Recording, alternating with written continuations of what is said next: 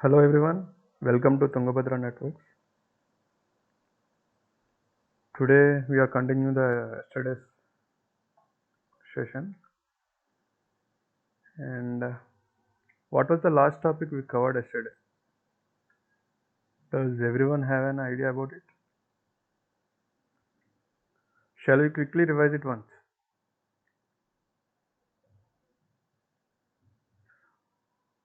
Can anyone among you explain it or should I go ahead? Guys, please respond. మీరు ఎవరైనా ఒకసారి revise చేసి చెప్పగలరా? చిన్నగా డీప్గా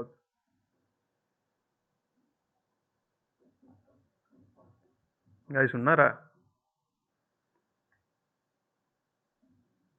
no okay, let me tell. Actually మీకు ఒక టాస్క్ ఇచ్చాను, కంప్లీట్ చేశారా అందరూ? ఎవరెవరు చేశారో హ్యాండ్స్ రేస్ చేయండి.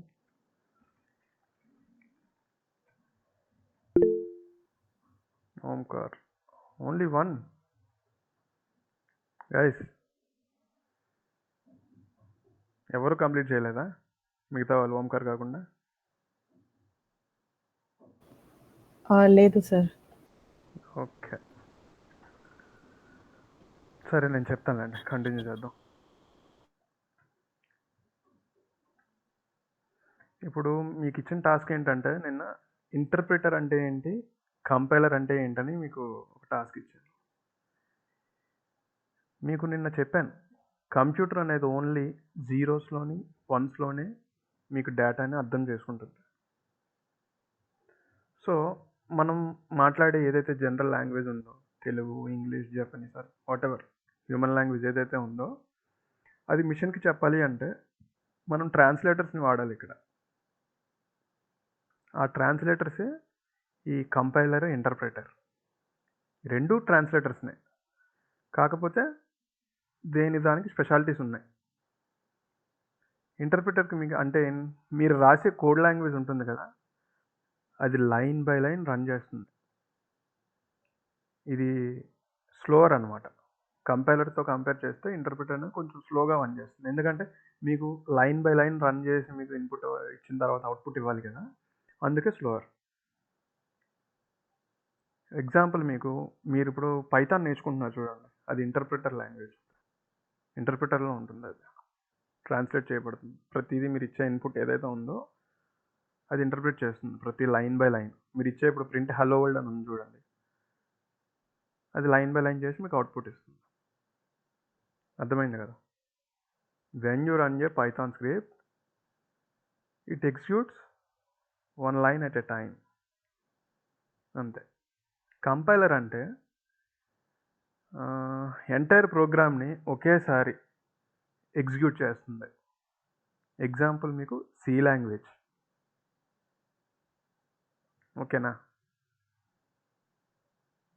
సి ప్రోగ్రామ్ అంతా, ఓల్డ్ సి ప్రోగ్రామ్ అంతా ఎగ్జిక్యూట్ ఫైల్గా కంపైల్ చేయబడింది కంపైలర్ ద్వారా. బెస్ట్ ఎగ్జాంపుల్, మీకు సి లాంగ్వేజ్ అంతా ఈ కంపైలర్ ద్వారానే కంపైల్ చేయబడింది ఎగ్జిక్యూట్ ఫైల్గా. అర్థమైందా కంపైలర్, ఇంటర్ప్రిటర్ యొక్క importance? Yes sir. Only Ramya ఒకరే చెప్తున్నారు, మిగతా వాళ్ళు ఎవరు చెప్పట్లేదు. Yes, sir. Omkar, what about Govardhan Reddy and Narendra? Yes, sir. Yes, sir. Understood. Clear, right? Yes, sir. Okay. Then అంటే ఇప్పుడు పైథాన్ ఇంటర్ప్రిటర్. అంతేనండి, పైథాన్ అనేది ఇంటర్ప్రిటర్.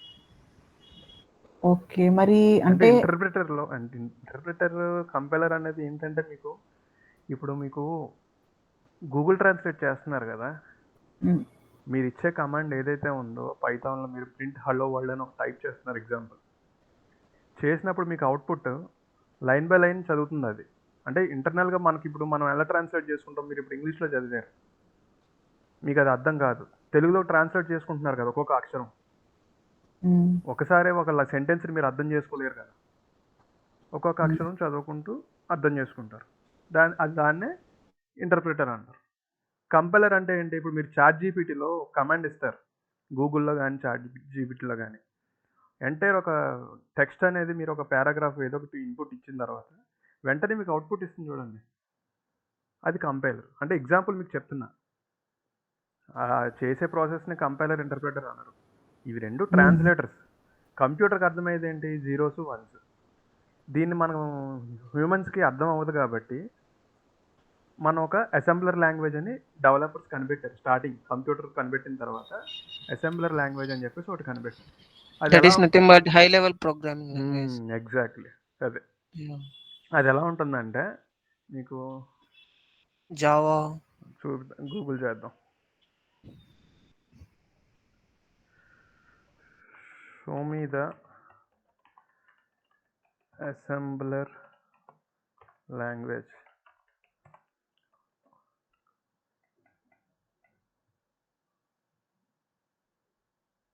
చూడండి ఎలా ఉందో. మీకు ఏమైనా అర్థమవుతుందా ఇది? No, sir. సో ఇది అర్థం అవ్వాలంటే మీరు ఇంగ్లీష్ ఎలా నేర్చుకున్నారో ఇది కూడా అలా నేర్చుకోవాలి. మీరు డెవలపర్ అవ్వాలి. ఇప్పుడు మీకు నెట్వర్కింగ్లో ఉంటున్నారు కాబట్టి అంత అక్కర్లేదు, బట్ బేసిక్ ప్రాసెస్ తెలుసుకోండి. ఏమంటున్నారండి రమ్య గారు? మైక్రో ప్రాసెసర్లో ఇలా చేస్తారు. మీరంతా ఇప్పుడు మీరు కంప్యూటర్తో ప్రతి టాస్క్ చేస్తుంది మైక్రో ప్రాసెసర్ ద్వారానే. అంటే మీరు చేసే ప్రతి టాస్క్ మీ బ్రెయిన్ లేకుండా మనం ఏం చేయగలమా? చేయలేం కదా.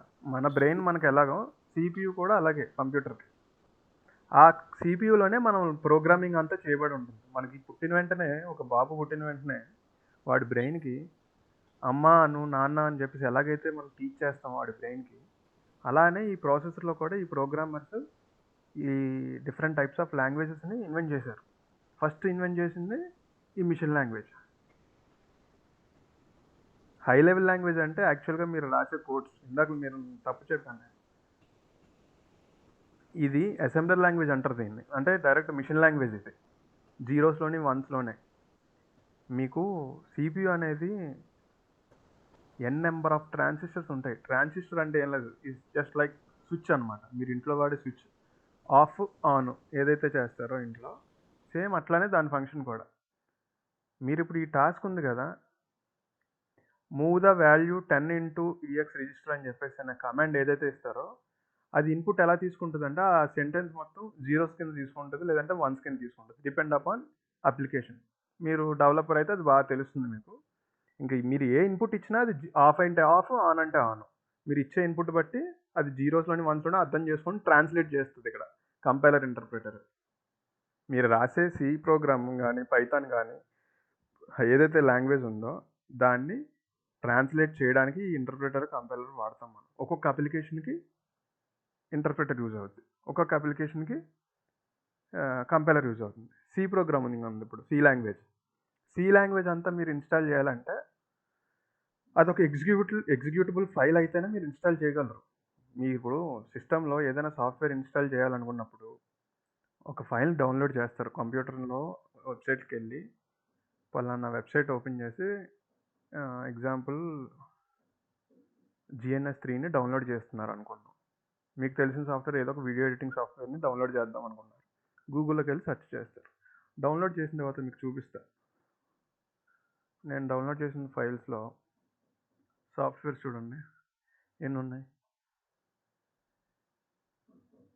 చూసారా? ఇవన్నీ సాఫ్ట్వేర్స్.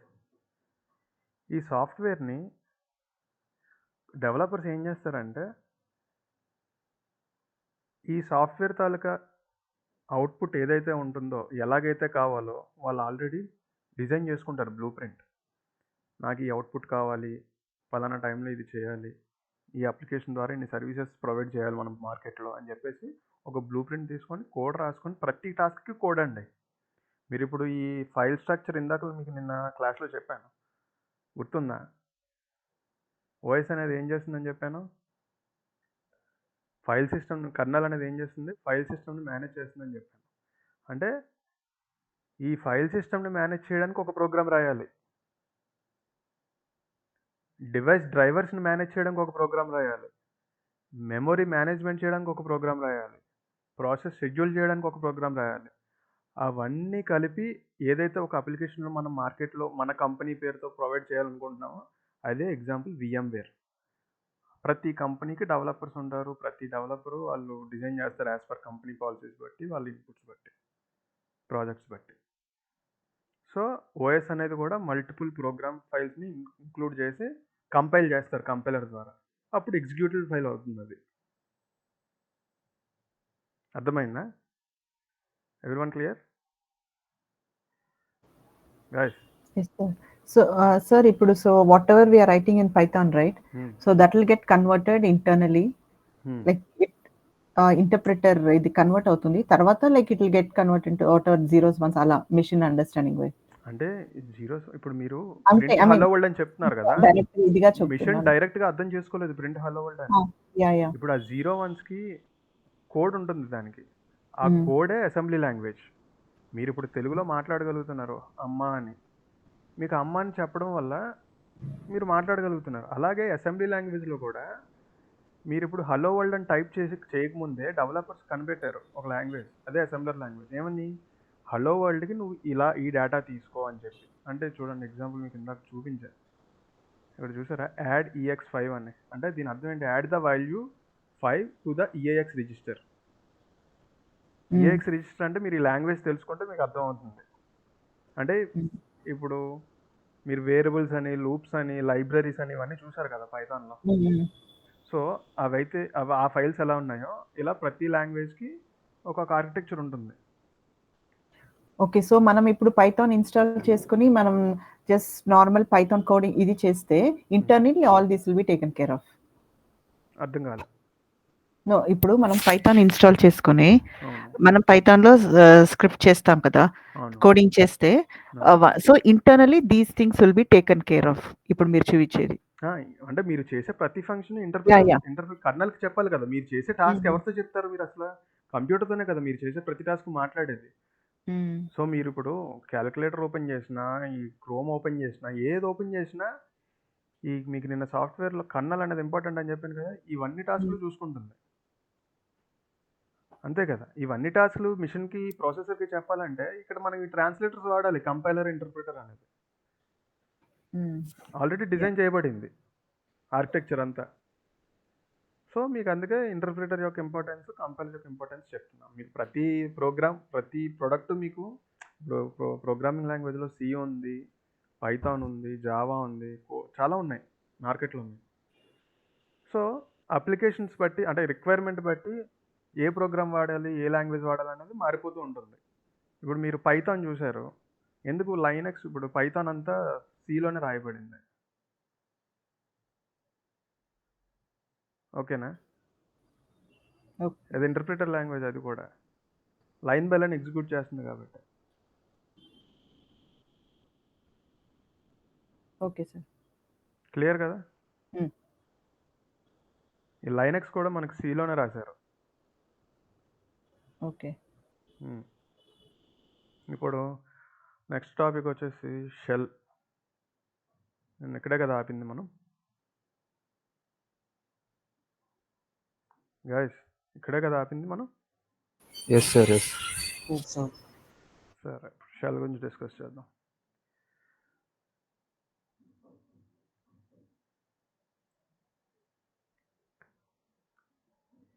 ఇప్పుడు షెల్ గురించి చెప్పాలంటే మనకి కెర్నల్ ఎంత ఇంపార్టెంటో షెల్ కూడా అంతే ఇంపార్టెంట్. నేను ఇప్పుడు మీతో మాట్లాడడానికి నా కంప్యూటర్ని వాడుతున్నాను, అలానే ఓఎస్తో మాట్లాడడానికి మనకి షెల్ కావాలి. డైరెక్ట్గా graphical user interface system on చేసిన తర్వాత నేను నా సిస్టంతో ఏదైనా చేంజెస్ చేయాలన్నా, మాడిఫై చేయాలన్నా, ఒక ఇన్పుట్ ఇచ్చి అవుట్పుట్ తీసుకోవాలన్నా, బ్యాక్గ్రౌండ్లో జరిగే ప్రాసెస్ అంతా మీకు ముందు కెర్నల్ ఏం చేస్తారో అంతా చెప్పాను. ఇప్పుడు షెల్ కూడా సేమ్ మనకి ఇప్పుడు CLI లాంటిది అనమాట. CLIనే షెల్ అంటాం మనం. CLIలోకి వెళ్ళి ఇప్పుడు మీకు నిన్న చెప్పా, గ్రాఫికల్ యూజర్ ఇంటర్ఫేస్ ఏదైతే ఉందో అదంతా మీరు ఈ కమాండ్ లైన్ ఇంటర్ఫేస్లో కూడా యాక్సెస్ చేయొచ్చు. ఓకేనా? మీకు ఎలా చేయాలో కూడా నిన్న చూపించా. ఐడియా ఉందా? హలో, ఐడియా ఉందా లేదా? No sir. చూడండి, నేనున్నది డెస్క్టాప్. ఇక్కడ చూపిస్తుంది హోమ్ సిరి అనే ఫోల్డర్లో ఉన్నానని చెప్పి చూపిస్తుంది. ఎల్ఎస్ అని చాప్టర్స్ లిస్ట్. నేను డెస్క్టాప్లో ఉన్నానని చూపిస్తుంది.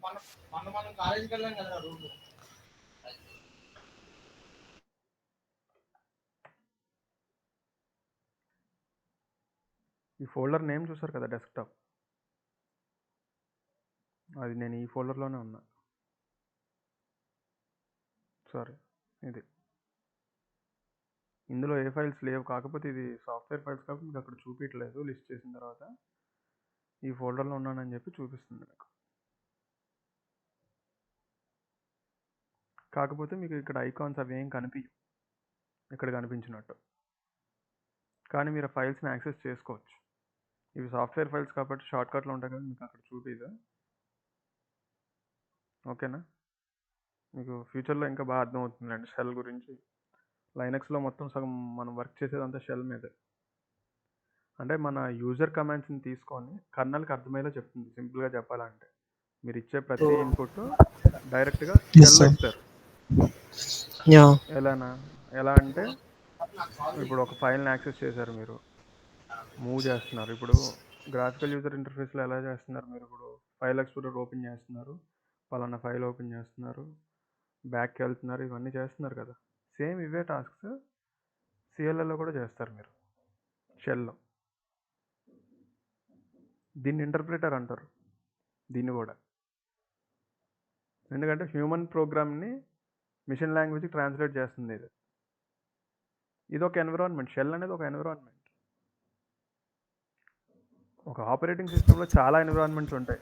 అంటే మీ బాడీలో డిఫరెంట్ పార్ట్స్ ఎలాగైతే ఉన్నాయో, ఒక ఆపరేటింగ్ సిస్టంలో కూడా ప్రతి ఎన్విరాన్మెంట్ ఒక పర్పస్కి డిజైన్ చేయబడింది. ఇప్పుడు అర్థమైంది అనుకుంటున్నాం మీకు ఈ ఎగ్జాంపుల్తో. అర్థమైందా లేదా? ఎస్ సార్, అర్థమైంది. కన్ఫ్యూజన్ Yes, లేదు sir. కదా? అంటే మనం డైరెక్ట్ గా సెల్ తో ఇంటరాక్ట్ అవుతాం. సెల్ వచ్చి బ్యాక్ ఎండ్ లో కరెంట్ తో ఇంటరాక్ట్ అవుతుంది. సో అంటే ఓఎస్ కర్నల్ ఇంటరాక్ట్ అవుతుంది సెల్. Okay sir. అంటే మీరు డైరెక్ట్గా ప్రాసెసర్తో మాట్లాడలేరు కాబట్టి ఇంటర్ప్రిటర్ ద్వారా షెల్ ఉంది ఇక్కడ. షెల్ కూడా డైరెక్ట్గా మాట్లాడలేదు ప్రాసెసర్తో.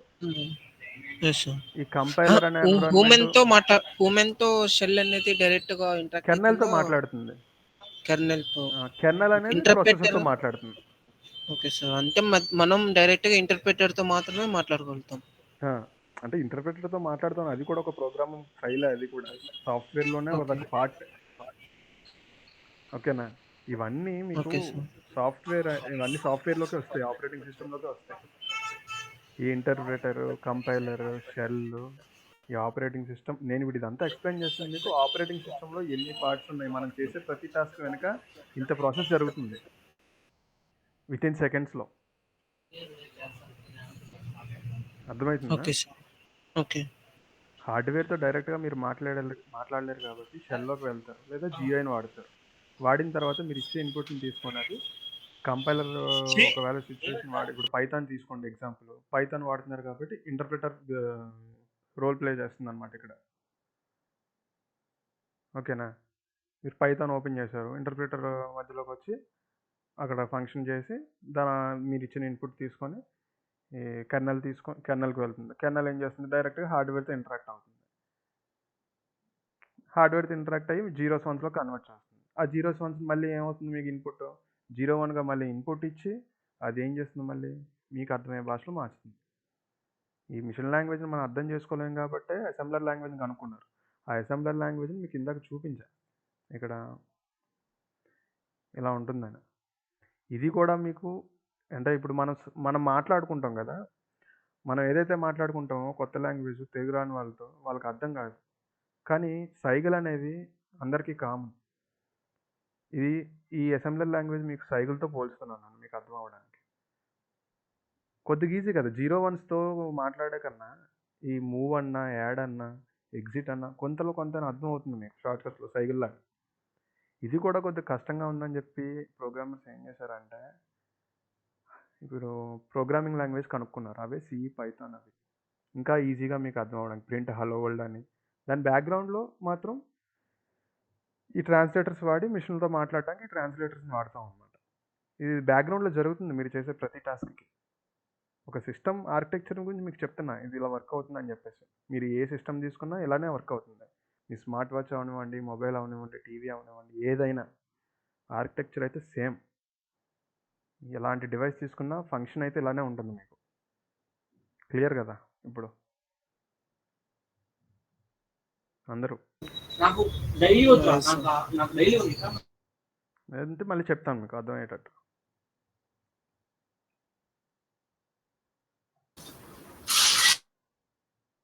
చెప్పండి, గోవర్ధన్ అన్మ్యూట్ చేశారా? అర్థమైంది సార్, అందుకే అర్థమైంది. పర్లేదు. ఓకే, ఇప్పుడు లైనక్స్ అని మన హీరో వచ్చాడు. ఇప్పుడు లైనక్స్ అంటున్నాను కదా ఇప్పుడు వరకు. ఎవరి లైనక్స్ అంటే ఏంటి అసలు? మీలో ఎంతమంది లైనక్స్ గురించి తెలుసు? మీలో ఎంతమందికి తెలుసు? ఎప్పుడైనా చూసారా లైనక్స్ని? No sir. యూజ్ చేశారా ఎవరైనా? గైస్ అందరూ చెప్పాలి, ఇంటరాక్ట్ అవ్వాలి. మీరు అందరూ సైలెంట్గా ఉంటే కష్టం. లేదు సార్, చూడలేదు. No sir. No sir. Okay, మనకి లైనక్స్ అనేది ఈ లైనస్ టోర్వాల్డ్స్ అనే వ్యక్తి 1991లో కనుక్కున్నారనమాట. అంటే ఇది ఒక సాఫ్ట్వేర్ కాదు, సాఫ్ట్వేర్లో ఒక పార్ట్. అంటే పూర్తిగా ఆపరేటింగ్ సిస్టమ్ ఈయన కనుక్కోలేదు. ఇప్పుడు మీరు విండోస్ చూస్తున్నారా? ఇప్పుడు నా సిస్టంలో వెర్షన్ ఏంటి?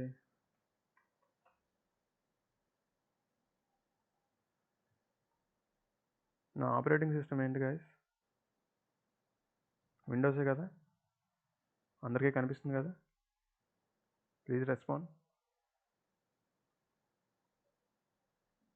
Hello, yes sir, yes sir, కనిపిస్తుంది. నా సిస్టంలో ఉండేది విండోస్ 11. ఇది ఒక ఆపరేటింగ్ సిస్టమ్. దీన్ని నేను యూజ్ చేయాలనుకుంటే నేను పర్చేస్ చేయాలి. నా ప్రోడక్ట్కి చూడండి, ఈ కీని నేను పర్చేస్ చేస్తేనే కానీ దీని ఫ్యూచర్స్ని నేను వాడుకోలేను. లేదంటే నాకు ఎర్రర్స్ అనేవి వస్తాయి ఈ ఆపరేటింగ్ సిస్టమ్ నడపడానికి. అది ఓపెన్ సోర్స్ కాదు.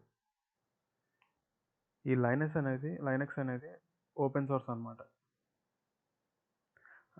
ఈ లైనస్ టోర్వాల్డ్స్ అనే వ్యక్తి 1991లో ఇంటెల్ 80386 అనే ప్రాసెసర్ కోసం డిజైన్ చేశారు.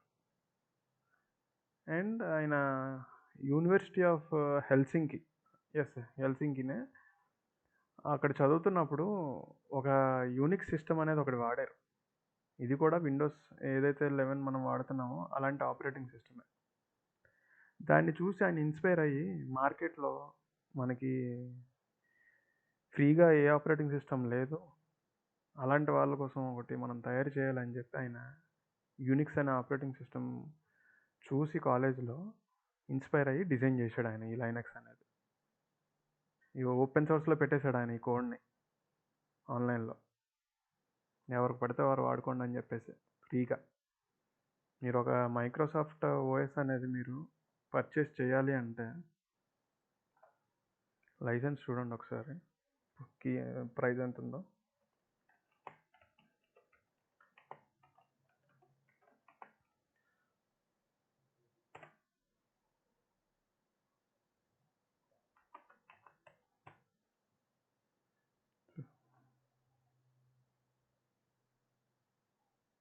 చూసారా ఎన్ని వెర్షన్స్ ఉన్నాయి ఇందులో? 2394 అని, 999 అని, ఇవన్నీ కొన్ని డమ్చిక్ ఉన్నాయి ఇందులో. ఒరిజినల్ వెబ్సైట్లోకి వెళ్తే మీకు ఒక్కొక్కటి 5000, 3000, 4000 అలా ఉంటుందన్నమాట. డిపెండ్ అపాన్ మీరు ఏ టైప్ ఆఫ్ వెర్షన్ చూస్ చేసుకుంటున్నారని చెప్పి. ఓకేనా? అలాగనా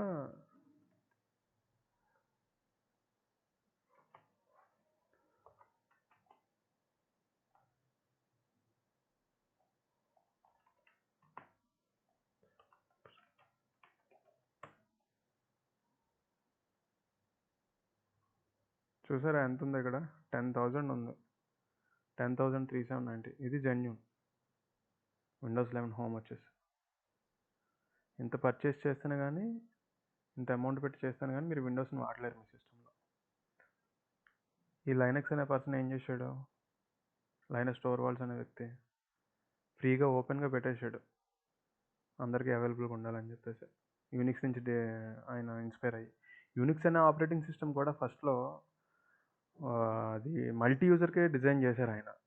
అది ఎవరు డిజైన్ చేశారంటే కెన్ థామ్సన్ అని. ఇప్పుడు మీకు యూఎస్లో AT&Ts అని చెప్పి ఒక నెట్వర్క్ ఉంది, తెలుసా మీకు ఎవరికైనా? No sir. ఓకే, ఇప్పుడు మనకి నెట్వర్క్ అంటే ఎయిర్టెల్, జియో ఎలాగో అమెరికాలో AT&T అని చెప్పేసి వీళ్ళు ఒక సర్వీస్ ప్రొవైడర్ అనమాట. Network service provider, telecom service provider and internet service provider కూడా. అయితే వాళ్ళు 1969లో కనుక్కున్నారు యూనిక్స్ అనే ఆపరేటింగ్ సిస్టమ్. ఇక్కడ రాశాను చూడండి, Unix inspired by Unix but build from scratch అని ఉంది కదా. ఆ ఆపరేటింగ్ సిస్టమ్ చూసి ఈయన ఇన్స్పైర్ అయ్యి లైనక్స్ కర్నల్ని డిజైన్ చేశాడు 1991లో. అది ఓపెన్ సోర్స్ అనమాట. మీరు అసలు ఏ అమౌంట్ పే చేయాల్సిన అవసరం లేదు. ఆయన యూనిక్స్ నుండి కాపీ చేసింది అయితే ఏం కాదు, జస్ట్ ఇన్స్పైర్ అయ్యడానికి. ఈ యూనిక్స్ అనేది బేస్మెంట్ అనమాట. ఇప్పుడు మనం వాడే ప్రతి ఆపరేటింగ్ సిస్టమ్కి యూనిక్స్ అనే ఆపరేటింగ్ సిస్టమే బేస్. ఎందుకంటే దీన్ని చూసే అందరూ తయారు చేశారు. మన ఇప్పుడు ఒక లైనక్స్ అయినా దీన్ని చూసే తయారైంది, మ్యాక్ ఓఎస్ అయినా దీన్ని చూసే తయారైంది, యూనిక్స్ని చూసే. ఓకేనా?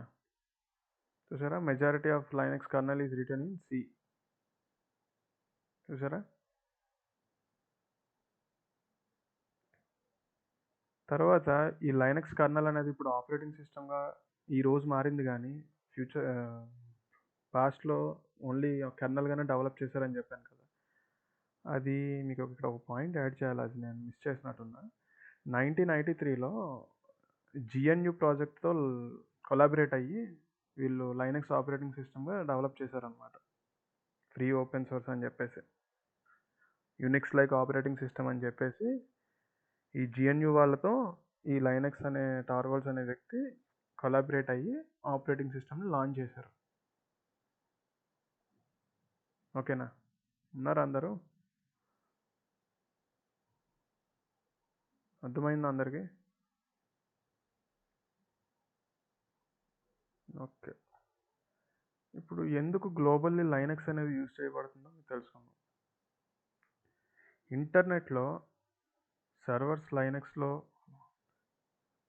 సర్వర్స్ అన్నీ లైనక్స్లోనే రన్ అవుతాయి. ఓకేనా? అంటే మన గూగుల్, ఫేస్బుక్, యూట్యూబ్ అన్నీ లైనక్స్ బ్యాక్ఎండ్లోనే జరుగుతుంది. తర్వాత networking, Reuters, switches, firewalls and VPN servers. మీరు ఈ డివైజెస్ అన్నీ మన CCNAలో కవర్ అవుతాయి టాపిక్స్. రమేష్ గారు చెప్తారు ఇన్ డీటెయిల్గా. మీరు పిన్ టు పిన్ ప్యాకెట్ లెవెల్లో మీరు నేర్చుకుంటారు. ఓకేనా? మీ ఇంట్లో వాడే వైఫై రూటర్స్ ఉంటాయి చూడండి, అది కూడా లైనక్స్ మీద వర్క్ అవుతుంది. క్లౌడ్ కంప్యూటింగ్ అంటే ఐడియా ఉందా మీకు? ఎవరికి ఐడియా ఉంది? హలో గాయస్, మీరు అసలు మాట్లాడలేదు. Yes sir, yes sir, yes sir. ఎందుకు మొహమాట పడుతున్నారు అసలు? చెప్పండి, పర్లేదు, మొహమాట పడకండి first of all. Okay, cloud computing అంటే ఈ Amazon web services, Google cloud, Microsoft Azure ఎప్పుడైనా విన్నారా? ఈ పేర్లు ఎప్పుడైనా విన్నారా మీరు? యూట్యూబ్లో చూసేటప్పుడు కానీ యాడ్స్ ఎప్పుడైనా చూసారా? ఎస్ సార్, విన్నాం సార్, విన్నాం. మన పెద్ద పెద్ద కంపెనీస్ ఉంటాయి చూడండి, వాళ్ళందరూ ప్రతి టాస్క్ని ఒక సర్వర్స్ మీద రన్ చేస్తారు. మల్టిపుల్ డిపార్ట్మెంట్స్ ఉంటాయి ఒక కంపెనీలో. ఎలక్ట్రికల్ అని, మెకానికల్ అని, ఎగ్జిక్యూషన్ అని, HR డిపార్ట్మెంట్ అని, కార్పొరేట్ డిపార్ట్మెంట్ అని, కమ్యూనికేషన్స్ అని, నెంబర్ ఆఫ్ డిపార్ట్మెంట్స్ ఉంటాయి ఈచ్ అండ్ ఎవ్రీ కంపెనీకి. దాని ప్రొడక్ట్ బట్టి డిపార్ట్మెంట్స్ మారుతూ ఉంటాయి. ప్రతి డిపార్ట్మెంట్లోని ఎంప్లాయీస్ ఉంటారు. వాళ్ళ ఎన్రోల్మెంట్ చేయాలి, వాళ్ళ డీటెయిల్స్ని ఎంటర్ చేయాలి, డేటాబేస్ మెయింటైన్ చేయాలి, ఎలక్ట్రికల్ వాళ్ళకి సంబంధించి వాళ్ళ బిల్స్ మెయింటైన్ చేయాలి, కాంట్రాక్ట్ వర్క్స్ మెయింటైన్ చేయాలి. ఇవన్నింటికి మనకి సిస్టమ్ వాడతాం సర్వర్ కింద. ఆ సర్వర్లో ఉండే ఫైల్స్ అన్నీ మీరు ఇప్పుడు ఒక లొకేషన్ నుంచి ఒక లొకేషన్లో యాక్సెస్ చేయాలి మీరు. సో ఇండియాలో సపోజ్ 130 సైట్స్ ఉన్నాయనుకోండి. ఆ 130 సైట్స్లోని మీరు సర్వర్స్ పెట్టి మెయింటైన్ చేయాలంటే ఎంత రెంట్, ఎంత కరెంట్ ఖర్చు అవుతుంది? సో అన్నిటిని మెయింటైన్ చేయడానికి ఎంతో ఖర్చు అవుతుంది. కాబట్టి ఈ క్లౌడ్ కంప్యూటింగ్ అనే సర్వీసెస్ అమెజాన్ వెబ్ సర్వీసెస్ వాళ్ళు ప్రొవైడ్ చేస్తున్నారు, గూగుల్ క్లౌడ్ వాళ్ళు చేస్తున్నారు, మైక్రోసాఫ్ట్ ఎజ్యూర్ వాళ్ళు చేస్తున్నారు. ఎందుకు? ఇప్పుడు దీనివల్ల బెనిఫిట్ ఏంటంటే వీళ్ళ దగ్గర సర్వీస్ తీసుకోవడం వల్ల మనకి రెంట్ ఛార్జెస్ తగ్గుతాయి, పవర్ ఛార్జెస్ తగ్గుతాయి, సర్వీస్ కూడా వాళ్ళే వచ్చి చేసేసి వెళ్ళిపోతారు. మనకి సర్వర్స్ అన్ని మెయింటైన్ చేసి మ్యాన్ పవర్ని పెట్టి చేయాల్సిన పరిస్థితి ఉండదు. అందుకు ఇప్పుడు ట్రెండ్ అంతా క్లౌడ్ కంప్యూటింగ్ మీద నడుస్తుంది. ఇంతకుముందు అంటే ప్రతి కంపెనీ సర్వర్ పర్సనల్గా మెయింటైన్ చేసేది. ఈరోజు అందరు క్లౌడ్లోకి షిఫ్ట్ అయిపోతున్నారు. మన నెట్వర్క్ ఇంజనీర్స్ కూడా ఇప్పుడు ఈ క్లౌడ్ కంప్యూటింగ్లో మంచి డిమాండ్ ఉంది. మీరు ఇది కూడా నేర్చుకోవచ్చు, మీకు మంచి ఫ్యూచర్ ఉంటుంది ఇది కూడా నేర్చుకుంటే. మన నెట్వర్కింగ్తో పాటు మన ఆటోమేషన్ ప్రాజెక్ట్స్ కూడా ఇందులోనే ఇంక్లూడ్ అయి ఉంటాయి. నెట్వర్క్ ఆటోమేషన్ ప్రాజెక్ట్స్ అన్నీ. ఈ అమెజాన్ కూడా మనకు లైనక్స్ మీద రన్ అవుతుంది తెలుసా? ఈ అమెజాన్ వెబ్ సర్వీస్ ఏవైతే ఇస్తుందో క్లౌడ్ కంప్యూటింగ్, దాని సర్వర్ కూడా లైనక్స్ మీద రన్ అవుతుంది. మన ఆండ్రాయిడ్ ఫోన్స్ కూడా లైనక్స్ మీదే. సూపర్ కంప్యూటర్స్ అని విన్నారా ఎవరైనా? అవి కూడా లైనక్స్ మీదే. ఎవరైనా విన్నారా సూపర్ కంప్యూటర్స్ అంటే ఏంటో? No sir. వినలేదా? నో. ఇప్పుడు మీరు వాడుతున్న కంప్యూటర్స్ కన్నా 100 రెట్లు స్పీడ్ ఉంటుంది ఆ కంప్యూటర్లో. అందుకే సూపర్ కంప్యూటర్ అయింది అది.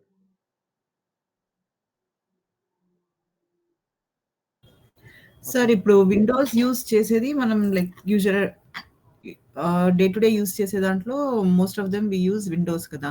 అవును. అలా ఇలాంటి application moreover it is GUI based. కానీ సర్వర్స్ ఇలాంటి మెయిన్ దీంట్లో డేటా దీంట్లోని దే యూజ్ లినక్స్.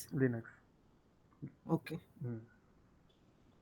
అందుకే మనం సెపరేట్ క్లాస్ తీసుకున్నాం లైనక్స్ మీద.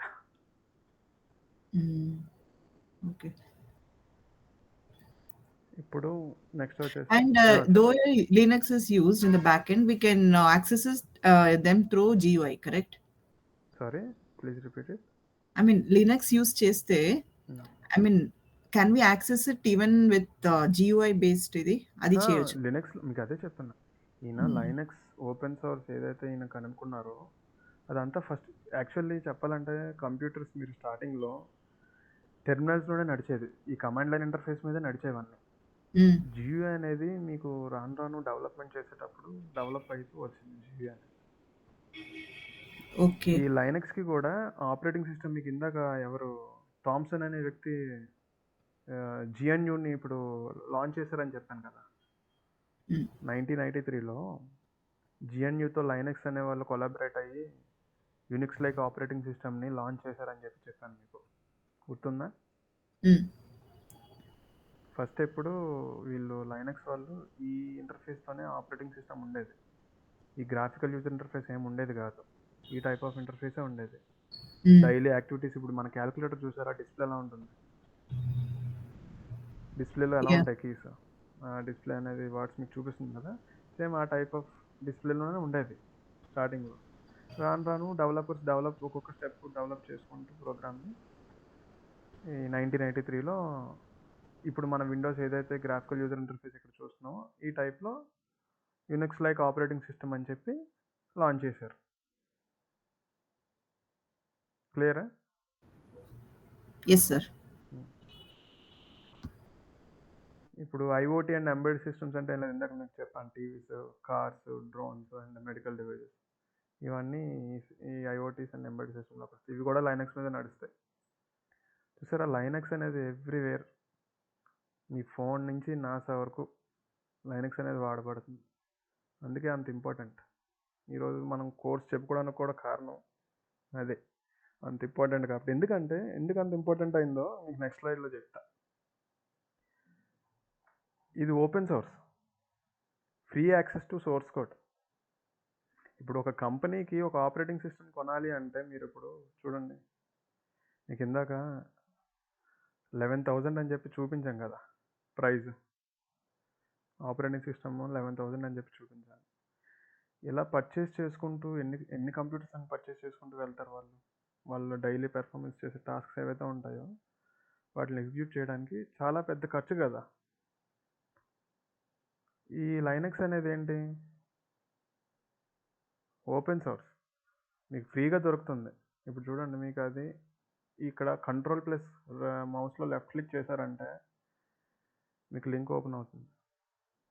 మీరు డౌన్లోడ్ చేసుకొని, మీరు డెవలపర్గా అయితే ఈ ఫైల్స్ని డౌన్లోడ్ చేసుకొని మీరే మీ పేర్లతో రమా కెర్నల్ అని చెప్పేసి, గోవర్ధన్ కెర్నల్ అని చెప్పేసి, రమ్య కెర్నల్ అని చెప్పేసి మీరే డిజైన్ చేసి లాంచ్ చేయొచ్చు ఒక ఆపరేటింగ్ సిస్టమ్. ఇదే సోర్స్ కోడ్,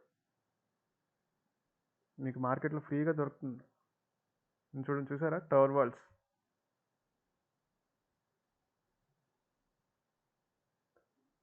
అర్థమైందా?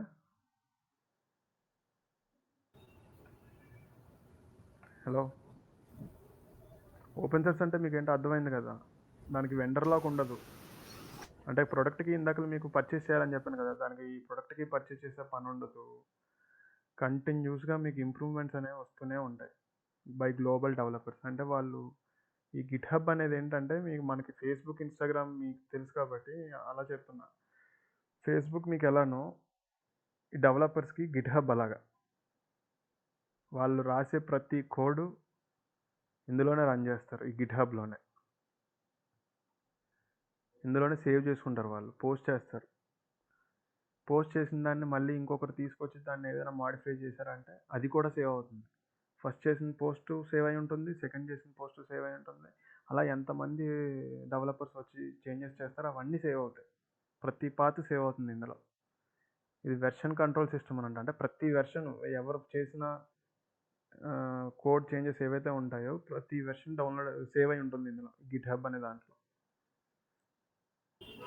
సార్, అంటే ఇప్పుడు ఒక డెవలపర్ కొత్తగా ఒక ఫీచర్ ఇంప్లిమెంట్ చేయాలంటే he'll pull the code from Git and then he'll make changes and again merge his changes to the Git. Correct simple అండి. ఇప్పుడు మీరు జీమెయిల్లో మీ ఫొటోస్ని స్టోర్ చేసుకుంటున్నారు కదా. హలో, సేమ్ అలానే సాఫ్ట్వేర్ డెవలపర్స్ కూడా ఈ గిట్ హబ్లో స్టోర్ చేసుకుంటారు చేసే ప్రతి ప్రాజెక్ట్. దాన్ని అవసరమైనప్పుడు డంప్ చేసుకుంటారు. కంప్లీట్ అయిపోయిన తర్వాత ప్రాజెక్ట్ని షేర్ చేసుకుంటారు. ఇప్పుడు మీరు ప్రాజెక్ట్ కంప్లీట్ చేశారు, ఎక్కడో అనకాపల్లిలో ఉన్నారు, ఇప్పుడు మీరు ఎక్కడో అమెరికాలో దాన్ని పంపించారు అనుకుంటున్నారు. ఈ క్రెడెన్షియల్స్ ఇస్తారు వాడికి, ఈ కోడ్ షేర్ చేస్తారు, అయిపోయింది. వాడి ప్రాజెక్ట్ని యాక్సెస్ చేసుకోగలడు. అర్థమైందా? సో ఈ గిట్ అనేది ముందు నుంచి ఉందా ముందు నుంచి లేదు ఇది. అంటే రీసెంట్ గా చాలా ఈ గిట్ చూస్తున్నా. ఇంతకు ముందు ఎలా చేసేవాళ్ళు?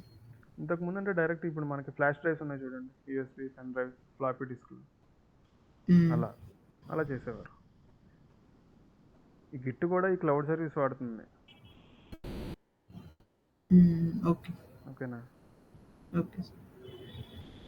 మీకు ఇంతకు ముందంతా సిడీస్ అండ్ ఫ్లాష్ డ్రైవ్స్ అన్నీ వాడేవారు, యూఎస్బి, పెన్ డ్రైవ్స్ అవన్నీ ఉన్నాయి కదా అవి. ఈ ఓపెన్ సోర్స్ వల్ల ఇంత బెనిఫిట్ అనమాట మనకి ఈ లైనక్స్లో. మీరు ఇప్పుడు ఇందులో డిఫరెంట్ ఫ్లేవర్స్ ఉన్నాయి ఈ లైనక్స్లో. ఈ కాకపోతే కర్నల్ అనేది మాత్రం సేమ్ అన్నిటికీ ఒకటే. ఓకేనా? ఇక్కడ చూడండి, ఈ open source projects, popular open source projects, Linux, Apache, Firefox, MySQL, Android, ఇవన్నీ ఫ్రీ ఓపెన్ సోర్స్. మీ మొబైల్లో ఇప్పుడు వాడుతున్నారు కదా, మీకు ఏదైతే మొబైల్ సామ్సంగ్ ఇవన్నీ ఉన్నాయో ఇవన్నీ సెపరేట్గా ప్రతి మొబైల్కి పర్చేస్ చేసి ఇన్స్టాల్ చేయాల్సిన అవసరం లేదండి. అందుకే ఇది ఓపెన్ సోర్స్. కంపెనీస్కి ఇన్వెస్ట్మెంట్ అనేది తగ్గుతుంది ఈ ఓపెన్ సోర్స్ అప్లికేషన్స్ వాడడం వల్ల. లేదంటే వాళ్ళు సెపరేట్గా ఒక టీంని పెట్టుకొని మేనేజ్ చేసి వాళ్ళకి శాలరీ ఇస్తూ మెయింటైన్ చేయాలి. అందుకు కంపెనీస్ ఇవి వాడుతుంది లైనక్స్. ఈరోజు ఇంత ఆదరణ ఎందుకు వచ్చిందంటే లైనక్స్కి, అది ఓపెన్ సోర్స్ అవడం వల్ల. మీరు ఇక్కడ డిస్ట్రిబ్యూషన్స్ అని చెప్పేసి ఉంది కదా, ఇది లింక్ Ctrl+ లెఫ్ట్ క్లిక్ చేశారంటే ఈ వెబ్సైట్ ఓపెన్ అవుతుంది. డిఫరెంట్ ఫ్లేవర్స్ చూడండి. లైనక్స్ కర్నల్ని వాడి ఉబుంటు ఓఎస్ అని, CentOS అని, డిబైన్ అని, ఫెడోరా అని, మింట్ అని, ఎక్స్యూబుంటు అని, ఆర్క్ అని, స్లాక్, రెడ్ హ్యాట్ అని, ఇవన్నీ ఉన్నాయి చూసారా? ఎన్ని ఫ్లేవర్స్ ఉన్నాయి చూడండి, చాలా ఉన్నాయి ఫ్లేవర్స్ ఇందులో. ఒక్కొక్కటి ఒక అప్లికేషన్. అంటే డెవలపర్స్ అనేవాళ్ళు సరదాగా చేస్తారన్నమాట ఇదంతా. ఈ కెర్నల్ని యూజ్ చేసుకొని మీకు కింద గిట్హబ్లో ఈ కెర్నల్ చూపించాను కదా, సరదాగా టైంపాస్కి వాళ్ళు నేర్చుకోవడానికి, తర్వాత ఫన్ యాక్టివిటీ కింద ఈ ప్రోగ్రామ్స్ని రన్ చేసి వాళ్ళు సాఫ్ట్వేర్స్ని డిజైన్ చేస్తారు. ఓకేనా? Hello, Yes, sir. Yes, sir. History of kernel 1991లో ఆయన ఇంట్రడ్యూస్ చేశారు. Alternative to Unix. ఇందాక చెప్పాను మీకు. GNUతో కంబైన్ అయి చేశారని చెప్పాను కదా, 1992లో చేశారు. క్రియేటింగ్ ఏ ఫుల్ ఓఎస్, అంటే కెర్నల్గా ఫుల్ ఓఎస్కి కన్వర్ట్ అయ్యిందన్నమాట. అంటే చంద్రముఖి సినిమాలో గంగ చంద్రముఖిగా మారిందని అంటారు కదా, అలాగా ఈ GNU ప్రాజెక్ట్తో ఈ లైనక్స్ కర్నల్ అనేది రూపాంతరం చెంది ఒక మంచి ఓఎస్గా తయారైందనమాట. ఇప్పుడు మన విండోస్ ఓఎస్ ఎలాగైతుందో అలా. క్లియర్ కదా? ఫస్ట్ స్టేబుల్ వెర్షన్ అంటే మనకి 1994లో రిలీజ్ అయింది. Linux dominates enterprise servers and cloud computing and embedded systems 2000లో జరిగింది ఇది. Today power Android, super computer, cyber security and AI machine learning systems ఇవన్నీ లైనక్స్ని వాడుతున్నాయి. Linux is the one of the biggest revolution in computing history. చూసారా, ఈ ఒక్క వ్యక్తి ఇంత సర్వీసెస్ని డ్రైవ్ చేస్తుంది ఈరోజు గ్లోబల్గా. క్లియర్ కదా ఇప్పుడు అందరికీ లైనక్స్ అనేది ఎంత important? Yes, sir. Yes, sir. Yes sir. Distros ఇందాక మీకు చూపించాను కదా, సేమ్ అదే ఇది కూడా. మీరు అది డౌన్లోడ్ చేయాలనుకుంటే ఈ లింక్ ఇక్కడ క్లిక్ చేయొచ్చు. Ctrl+ మౌస్లో లెఫ్ట్ క్లిక్ చేస్తే మీకు అది వెబ్సైట్ ఓపెన్ అవుతుంది. మీకు నచ్చిన వాయిస్ డౌన్లోడ్ చేసుకోవచ్చు. చూడండి, ఒక్కొక్క వాయిస్ ఒక్కొక్క పర్టికులర్ అప్లికేషన్స్కి డిజైన్ చేయబడింది. ఉబుంటు వచ్చేసి user friendly, great for beginners. అంటే మీకే ఇప్పుడు మీరు బిగినర్స్ కాబట్టి మీకు చాలా ఈజీగా ఉంటుంది ఉబుంటు. మీకు ఇదే ల్యాబ్ సెటప్ చేయబోతుంది ఇప్పుడు. డిబైన్ అనేది high stable, preferred for enterprise servers. Enterprise servers ఇందాక మీకు సర్వర్స్ చెప్పాను కదా, కంపెనీస్ మెయింటైన్ చేస్తాయని చెప్పేసి, అక్కడ వాడతారు ఈ ఓఎస్. బిజినెసెస్లో కూడా వాడతారంట ఈ OS. Red hat and CentOS. Amazon next చెప్పాను కదా మీకు, ఇంత క్లౌడ్ వర్క్లోడ్స్ ఏమన్నా, AWS, అమెజాన్ వెబ్ సర్వీసెస్, అక్కడ వాడతారు. అమెజాన్ కూడా ఏం చేసింది, లైనక్స్ కర్నల్ని వాడుకొని అమెజాన్ లైనక్స్ని ఇంట్రడ్యూస్ చేసింది. చూసారా, ఓపెన్ సోర్స్ చేయడం వల్ల అమెజాన్ కూడా, అంత డబ్బులుండి కూడా అమెజాన్ కూడా లైనక్స్ని ఫ్రీగా వాడుకుందంటే అర్థం చేసుకోండి. ఖాళీ లైనక్స్ ఎథికల్ హ్యాకింగ్కి వాడే టూల్ అని ఓఎస్ అనమాట ఇది. సైబర్ సెక్యూరిటీ ప్రొఫెషనల్స్ వాడతారు. ఫెడోరా డెవలపర్స్కి మంచి సాఫ్ట్వేర్ ఇది, మంచి operating system. Open source, stability and flexibility in enterprise and development environments. Each distro offers unique features based on security and usability and performance. అంతే కదా, ప్రతి డిస్ట్రోకి ఒక పర్టికులర్ అప్లికేషన్ ఉంది, ఒక పర్టికులర్ ఫ్యూచర్ ఉంది. అందుకు డిజైన్ చేశారు ప్రోగ్రామర్స్ అనేవాళ్ళు. ఎవరికి వాళ్ళు వాళ్ళ అప్లికేషన్ తగ్గట్టు డిజైన్ చేసుకున్నారు. అమెజాన్, ఎథికల్ హ్యాకర్, డెవలపర్కి డెవలపర్, అలా డిజైన్ చేసుకున్నారు. ఉబుంటు. ఓకేనా? ఇప్పుడు మీకు ల్యాబ్ సెటప్ చూపిస్తా.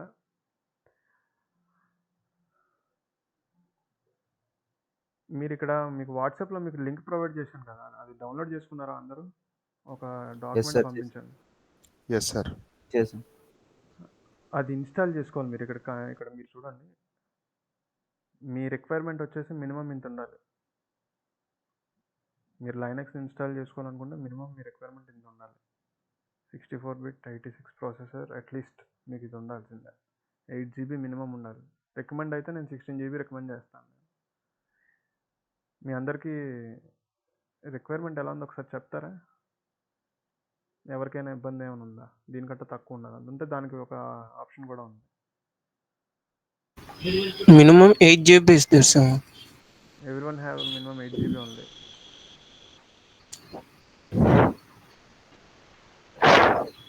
Huh? Everyone having 8 GB only?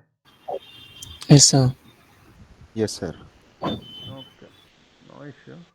But install చేయండి. అది ఇన్స్టాల్ చేసిన తర్వాత మీకు ఇక్కడ లైసెన్స్ అగ్రిమెంట్ని యాక్సెప్ట్ చేయండి.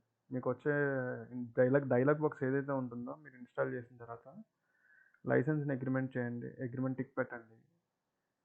ఇన్స్టాలేషన్ టైప్ అడుగుతుంది నెక్స్ట్, టిపికల్ ఆర్ కస్టమ్ అని చెప్పేసి. మీకు ఇది షేర్ చేస్తాను ఈ పిక్చర్ గ్రూప్లో.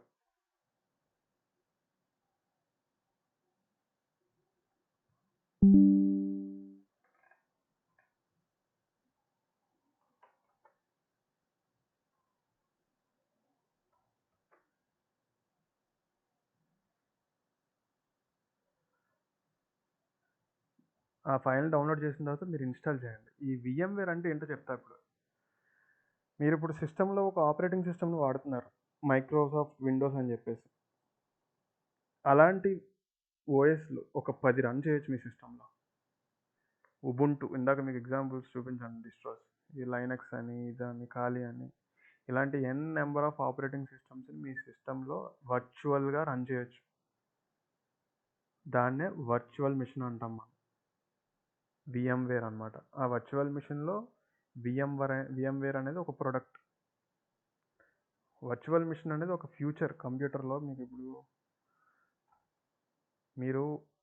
మీకు ఇంకో ఆప్షన్ చెప్తా. ఫస్ట్ ఇది మీరు సిస్టమ్స్లో మీరు ఇన్స్టాల్ చేయండి. లేదు నేను ఇన్స్టాల్ చేసుకోలేను, నాకు బడ్జెట్ లేదు అని అనుకుంటే ఇంకొక ఆప్షన్ ఉంది. కానీ నేనైతే ప్రిఫర్ చేసేది మీకు 16 GB అండ్ మినిమం ఉండాల్సిందే.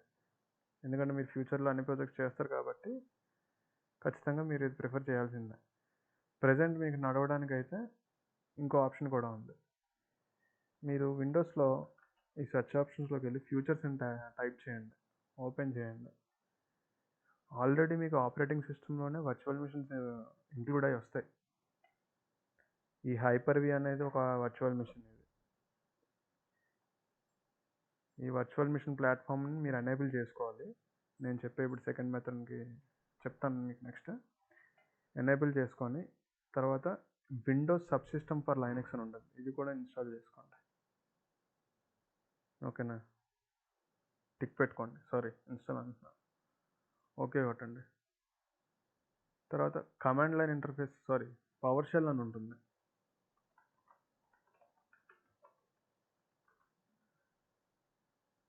దీన్ని ఓపెన్ చేసిన తర్వాత మీరు సింపుల్గా ఒక్క కమాండ్తో మీకు లైనక్స్ ఇన్స్టాల్ అయిపోతుంది మీ విండోస్లోనే. ఎటువంటి వర్చువల్ ప్లాట్ఫామ్ అక్కర్లేదు. ఇన్స్టాల్, చూసారా డౌన్లోడింగ్ ఉబుంటు అంటుంది, డౌన్లోడ్ అయిపోతుంది ఆపరేటింగ్ సిస్టమ్. ఈ WSL అంటే Windows sub system for Linux అనమాట. విండోస్ ఉంటుండగానే ఇంకొక సబ్ సిస్టమ్ అనమాట లైనక్స్కి.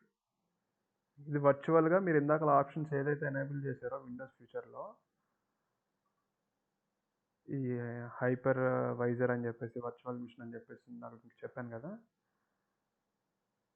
ఈ ఆప్షన్ ఎనేబుల్ చేసిన తర్వాత ఇది వర్క్ అవుతుంది. ఎందుకంటే మీరు ఇక్కడ మీకు ఒక ఫస్ట్ మెథడ్ ఏం చెప్పాను, VMwareని ఇన్స్టాల్ చేసుకున్నాను. మాన్యువల్గా మీరు ఇన్స్టాల్ చేసుకుంటున్నారు వర్చువల్ ప్లాట్ఫామ్ని. VMware అనే అప్లికేషన్ వాడి మీరు కంప్యూటర్లో ఇన్స్టాల్ చేసుకుంటున్నారు. ఎందుకు?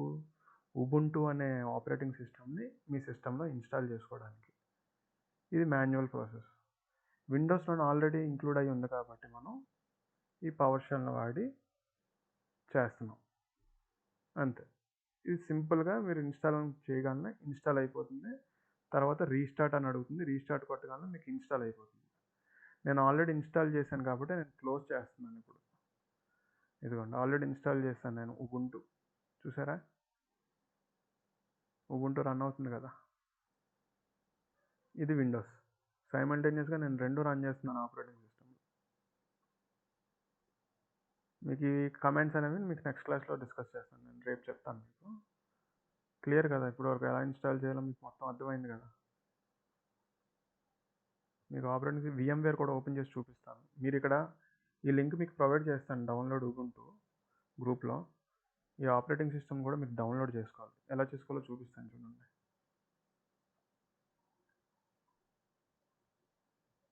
ఇక లింక్ ఓపెన్ చేసిన వెంటనే మీరు డౌన్లోడ్ ఉబుంటు డెస్క్టాప్ అని ఉంది కదా! ఇది క్లిక్ చేయండి.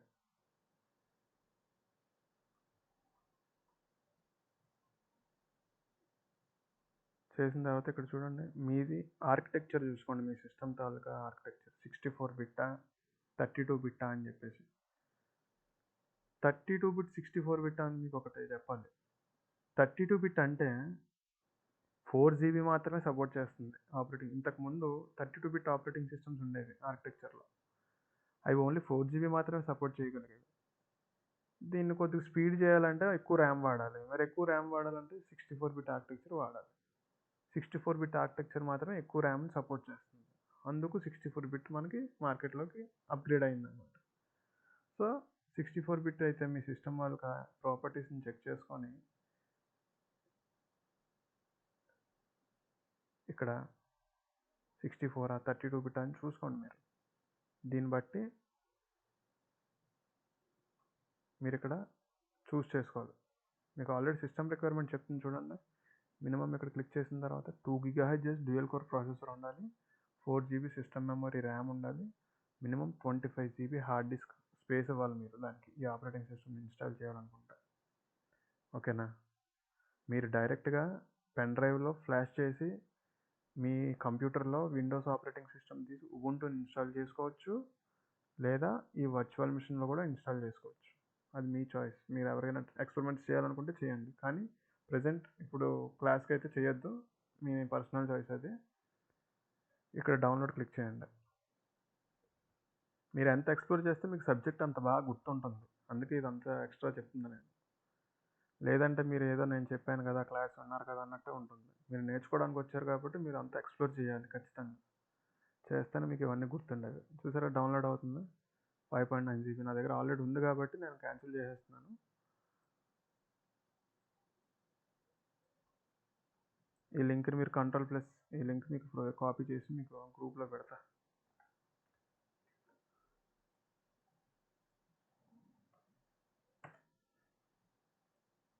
ప్రస్తుతానికైతే మీరు ఆ ఫోటోని చూసి మీకు గ్రూప్లో ఆల్రెడీ పెట్టాను కదా లింక్ని ఎలా ఏ ఆప్షన్ ఎనేబుల్ చేయాలి ఎలా కొట్టాలని చెప్పి ఇక్కడ మీరు ఇది చూసి ఫాలో అయిపోండి చాలు. మీరు మీ సిస్టంలో ఇన్స్టాల్ అయిపోతుంది సాఫ్ట్వేర్ అనేది.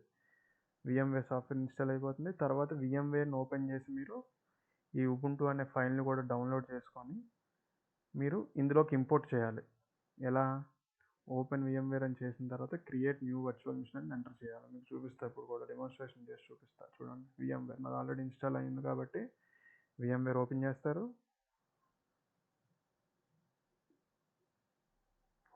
హోమ్ ఇలా వస్తుంది మీకు. క్రియేట్ న్యూ వర్చువల్ మిషన్ అంటారు. టిపికల్ అని పెట్టేయండి. మీకు ఇక్కడ ఇన్స్టాలర్ అని ఉంది కదా, బ్రౌజ్ చేయండి. మీరు డౌన్లోడ్లో ఏదైతే ఫైల్ ఉంటుందో ఉబుంటు అని దాన్ని బ్రౌజ్ చేసి సెలెక్ట్ చేయండి. సెలెక్ట్ చేసి నెక్స్ట్ కొట్టండి. మీ నేమ్ ఇచ్చేయండి. సమ్ ఎక్స్ నేమ్ ఇవ్వండి. యూజర్ నేమ్ ఎక్స్ నేమ్ మీరు ఏదైతే అది, పాస్వర్డ్ మీరు నచ్చింది పెట్టుకోండి. అన్నీ ఒకటే కాబట్టి తీసుకోవట్లేదు. హర్ష అని ఇస్తాను. User name Harsha, password 1 2 3 4. Password case సరిపోదు ఉండదు నాకు తెలిసి 6 సరిపోయింది. నెక్స్ట్ ఉబుంటు 64 బిట్ అదే నేమ్ ఉంచండి. కాబట్టి మీరు మార్చుకుంటారంటే మార్చుకోండి. నెక్స్ట్ అని చెప్పండి. మ్యాక్సిమం సైజ్ 25 GB అని ఇందాక మీకు చెప్పాను కదా స్టోరేజ్ అనేది. 20 డిఫాల్ట్గా తీసుకుంటుంది. 20 ఉంచినా పర్లేదు, మీకు కావాలంటే పెంచుకోండి. 25 అయినా సరిపోతుంది. స్టోర్ వర్చువల్ అంటే సింగిల్ ఫైల్ అంటే ఇప్పుడు మీరు ఇక్కడ చూసారు కదా, దిస్ పీసీలో ఇన్ని పార్టీషన్స్ చూసారు కదా, ఇన్ని పార్టీషన్స్ ఉండవు అనమాట సింగిల్ అంటే. ఒకటే సి అనేది వస్తుంది. ఇప్పుడు సి అనేది ఇక్కడ ఎలా ఉందో అలానే డైరెక్ట్గా ఒకటే పార్టీషన్లో క్రియేట్ అవుతుంది అనమాట. లేదు మీరు చేసుకుంటాను అనుకుంటే స్ప్లిట్ పెట్టుకోండి, మీ ఇష్టం అది. ఎక్స్ప్లోర్ అయితే చేయండి, మీరు ఎక్స్పెరిమెంట్స్ చేయండి, మళ్ళీ అన్ఇన్స్టాల్ కాకపోతే మళ్ళీ ట్రై చేయండి, తప్పలేదు. కాకపోతే నేర్చుకోండి వర్చువల్ మిషన్ అంటే ఏంటి, ఇదేంటి ఏంటి అని. ఒక నెట్వర్క్ ఇంజనీర్గా మీరు అన్నీ తెలుసుకుంటేనే అవుతుంది. బిర్యానీ వండాలంటే అన్ని రా మెటీరియల్ని మీరు టేస్ట్ చేయాలి, దాన్ని తెలుసుకోవాలి, లేదంటే మీరు బిర్యానీ వండలేరు. మన నెట్వర్కింగ్ కూడా అంతే. ఈ కంప్యూటర్కి సంబంధించి అన్నీ మీరు ఎక్స్ప్లోర్ చేస్తేనే మీరు ప్రో అయ్యేది. ఇది మాత్రం గుర్తుపెట్టుకోండి. తర్వాత క్లిక్ చేయండి. పవర్ ఆన్ అనేది మీరు సెలెక్ట్ చేయకండి, ఎందుకంటే మీరు నాకు ఫినిష్ కొట్టిన ఆన్ అయిపోతుంది. లేదు మీ ఇష్టం ఏదైనా ఒకటే. ఎందుకంటే నేను ఆఫ్ చేసుకుంటాను, ఎందుకంటే నాకు అక్కర్లేదు, ఆల్రెడీ ఇన్స్టాల్ అయింది కాబట్టి. ఫినిష్ కూడా కొట్టండి. ఫినిష్ కొట్టగానే మీకు ఇలా వస్తుంది పేజ్. రాగానే సిస్టంలో మీ కంప్యూటర్లో పవర్ బటన్ ఎలా ఆన్ చేస్తారో ఈ బటన్ అలా ట్యాప్ చేస్తే మీకు ఆన్ అవుతుంది. ఏమని చెప్తుంది, you're running this virtual machine side channel అని చెప్తాను. అంటే ఆల్రెడీ నేను చేశాను కదా, అందుకు అది వచ్చింది. సైడ్ మిషన్ అంటే విండోస్ సబ్స్క్రిప్షన్ ఆన్ అయింది.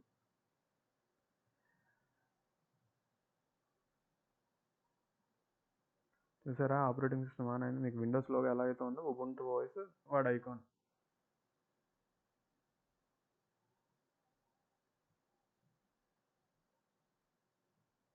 వచ్చిందా ఆపరేటింగ్ సిస్టమ్? ఫుల్ స్క్రీన్ పెడతాను చూడండి. ఇది మీకు ఇందాక కమాండ్ లైన్ ఇంటర్ఫేస్ చూపించాను కదా, చూడండి సేమ్ యాజ్ ఇట్ ఈజ్ విండోస్లోనే ఉంది కదా. టెర్మినల్ చూడండి.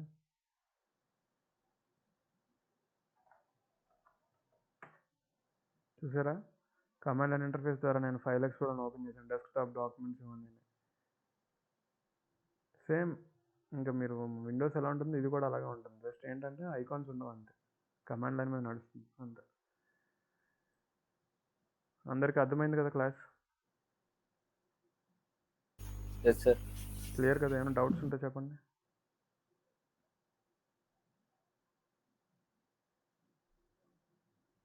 గాయస్ చెప్పాలి, మీరు సైలెంట్గా ఉంటే అవ్వదు, మీరు కొంచెం సీరియస్గా ఉండాలి. నేర్చుకోవడానికి వచ్చినప్పుడు మీరు పార్టిసిపేట్ చేస్తే బాగుంటుంది, మీకే యూజ్ అవుతుంది. మీ డౌట్స్ని క్లియర్ చేసుకోండి మీరే. మాట్లాడకపోతే నాకేం తెలుస్తుంది?